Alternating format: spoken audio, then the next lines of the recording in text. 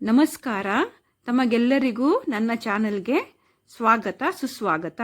ನಾನು ಪ್ರೀತಾ ಕಾಮತ್. ನಾನಿವತ್ತು ಕಿಚಡಿಯನ್ನು ಮಾಡಿದ್ದೇನೆ, ಮಸೂರ್ ದಾಳನ್ನು ಹಾಕಿ. ಇದು ತುಂಬಾನೇ ಸುಲಭವಾದ ರೆಸಿಪಿ. ನೀವು ಮಾಡಿ ಹಾಗೂ ಇದರ ಟೇಸ್ಟ್ ಹೇಗಾಗಿದೆ ಎಂದು ನನಗೆ ಕಮೆಂಟ್ನಲ್ಲಿ ತಿಳಿಸಿ. ಈಗ ಇದನ್ನು ಹೇಗೆ ಮಾಡುವುದೆಂದು ನೋಡುವ. ಮೊದಲು 1 ಕಪ್ ಅಕ್ಕಿ ಹಾಗೂ 3/4 ಕಪ್ ಮಸೂರ್ ದಾಳನ್ನು ಚೆನ್ನಾಗಿ 3 ಬಾರಿ ತೊಳೆಯಿರಿ.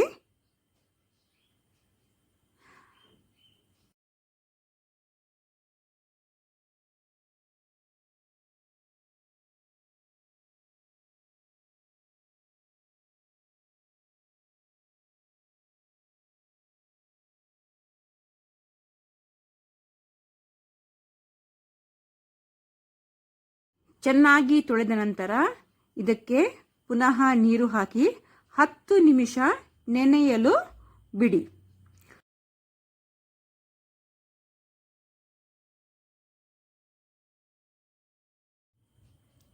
ಹತ್ತು ನಿಮಿಷ ಆದ ನಂತರ ನೀರನ್ನು ಬಸಿದು ನೆಂದ ಅಕ್ಕಿ ಹಾಗೂ ಮಸೂರ್ ದಾಳನ್ನು ಆಚೆ ಬದಿ ಇಡಿ. ನಂತರ ಒಂದು ಕುಕ್ಕರ್ನಲ್ಲಿ 3 ಅಥವಾ 4 ಸ್ಪೂನ್ ಎಣ್ಣೆಯನ್ನು ಹಾಕಿ ಅಥವಾ ತುಪ್ಪವನ್ನು ಹಾಕಿ. ನಂತರ ಸ್ವಲ್ಪ ತುಂಡು ದಾಲ್ಚೀನಿ, 5 ರಿಂದ 6 ಲವಂಗ, 3 ಏಲಕ್ಕಿ, 1 ಬಿರಿಯಾನಿ ಎಲೆ ಹಾಗೂ 1 ಸ್ಪೂನ್ ಜೀರಿಗೆಯನ್ನು ಹಾಕಿ ಚೆನ್ನಾಗಿ ಲೋ ಫ್ಲೇಮಲ್ಲಿ ಹುರಿಯಿರಿ. ಇದು ಕನ್ನಡದಲ್ಲಿ ನನ್ನ ಮೊದಲ ಕುಕ್ಕಿಂಗ್ ವಿಡಿಯೋ.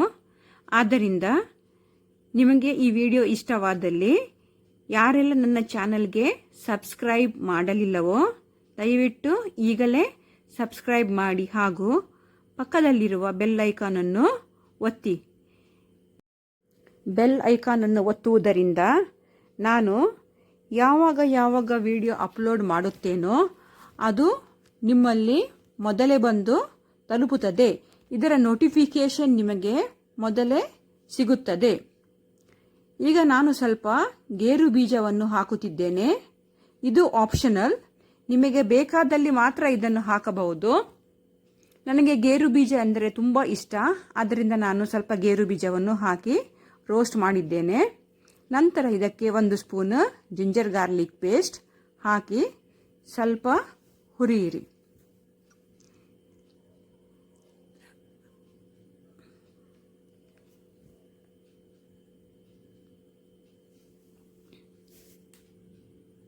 ಇದಕ್ಕೆ 1 ಸ್ಪೂನ್ ಕಾಶ್ಮೀರಿ ಕೆಂಪು ಮೆಣಸಿನ ಹುಡಿ.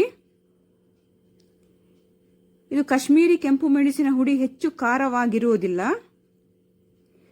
ನಿಮ್ಮ ಖಾರಕ್ಕೆ ತಕ್ಕಂತೆ ನೀವು ಖಾರದ ಪುಡಿಯನ್ನು ಆ್ಯಡ್ ಮಾಡಿ. 1/2 ಸ್ಪೂನ್ ಅರಸಿನ ಹುಡಿ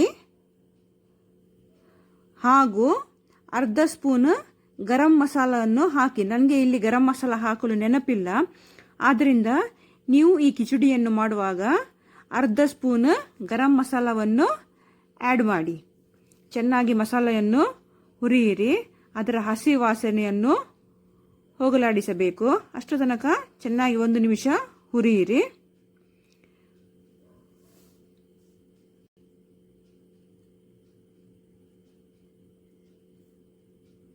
ನಂತರ ನಾವು ಚೆನ್ನಾಗಿ ತೊಳೆದಿಟ್ಟು ನೆನೆಸಿದ ಅಕ್ಕಿ ಹಾಗೂ ಮಸೂರ್ ದಾಳನ್ನು ಇದಕ್ಕೆ ಹಾಕಿ.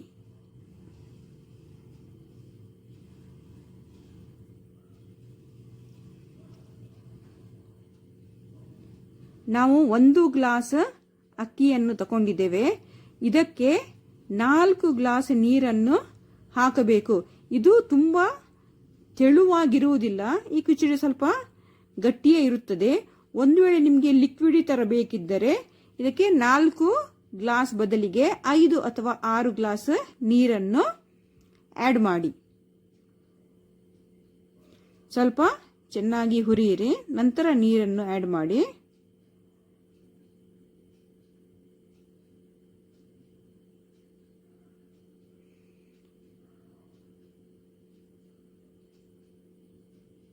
ಮಸಾಲ ಹುಡಿಗಳು ಅಕ್ಕಿ ಮತ್ತು ಬೇಳೆ ಒಟ್ಟಿಗೆ ಚೆನ್ನಾಗಿ ಬೆರೆಯಬೇಕು. ಆದ್ದರಿಂದ ಸ್ವಲ್ಪ ಅದನ್ನು ಹುರಿಯಬೇಕು. ಈಗ ನೀರನ್ನು ಬೆರೆಸಿ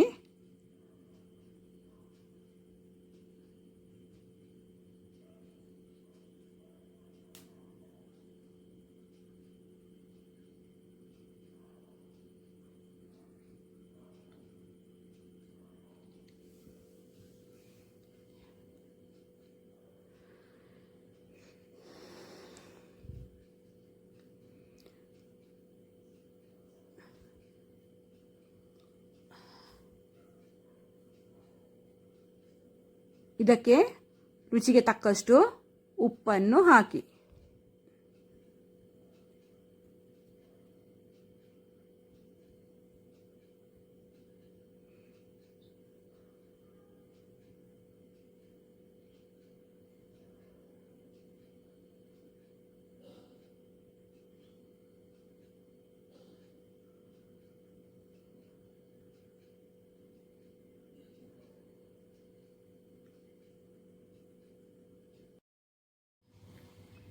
ಈಗ ಕುಕ್ಕರ್ನ ಮುಚ್ಚಳವನ್ನು ಮುಚ್ಚಿ 4 ವಿಸಿಲ್ ಬರುವ ತನಕ ಇದನ್ನು ಬೇಯಿಸಿ. ಅಷ್ಟರವರೆಗೆ ನಾವು ರಾಯ್ತವನ್ನು ಮಾಡೋಣ. ರಾಯ್ತಕ್ಕೆ 1 ಈರುಳ್ಳಿ, 2 ಟೊಮ್ಯಾಟೊ, 1 ಹಸಿಮೆಣಸಿನಕಾಯಿ ಹಾಗೂ ಸ್ವಲ್ಪ ಕೊತ್ತಂಬರಿ ಸೊಪ್ಪು ಇದನ್ನು ಚೆನ್ನಾಗಿ ಚಿಕ್ಕ ಚಿಕ್ಕದಾಗಿ ಕಟ್ ಮಾಡಿಕೊಳ್ಳಿ. ನಂತರ ಇದನ್ನು ಒಂದು ಬೌಲಿಗೆ ಹಾಕಿ 1 ಕಪ್ಪಷ್ಟು ದಪ್ಪ ಮೊಸರನ್ನು ಇದಕ್ಕೆ ಹಾಕಿ ಹಾಗೂ ರುಚಿಗೆ ತಕ್ಕಷ್ಟು ಉಪ್ಪನ್ನು ಬೆರೆಸಿ.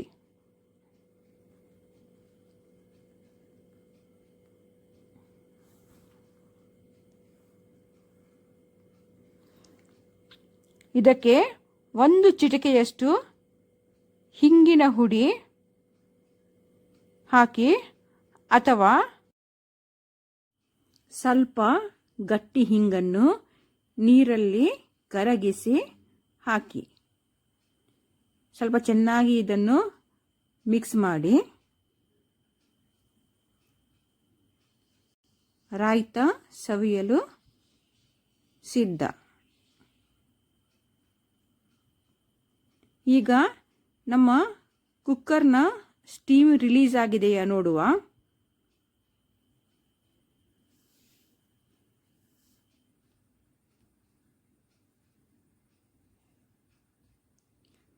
ಕಿಚಡಿ ಬೆಂದಿದೆ. ಇದನ್ನು ಸ್ವಲ್ಪ ನಿಧಾನವಾಗಿ ಮಿಕ್ಸ್ ಮಾಡಿ. ಕಿಚಡಿ ಸವಿಯಲು ಸಿದ್ಧ.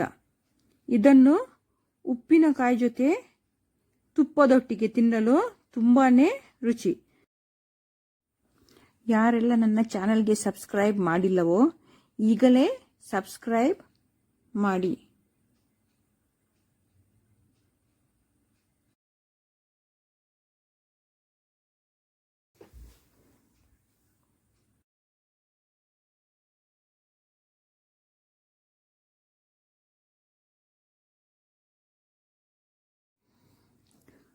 ರುಚಿ ರುಚಿಯಾದ ಬಿಸಿ ಬಿಸಿಯಾದ ಕಿಚಡಿಯನ್ನು ಉಪ್ಪಿನಕಾಯಿ, ತುಪ್ಪ ಹಾಗೂ ರಾಯ್ತದೊಟ್ಟಿಗೆ ಸವಿಯಿರಿ.